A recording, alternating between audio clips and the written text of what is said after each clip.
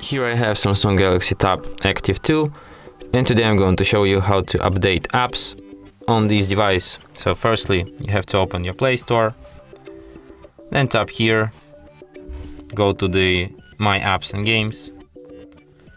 Here you can see all of your unupdated apps, so you can just update them by tapping Update button next to them, or you can tap Update All and update them all at once, but it could take some time, so it's for you to decide how you want to update your apps. And that's it. Thanks for watching. If you find this tutorial useful, don't forget to hit that like button and subscribe to our channel.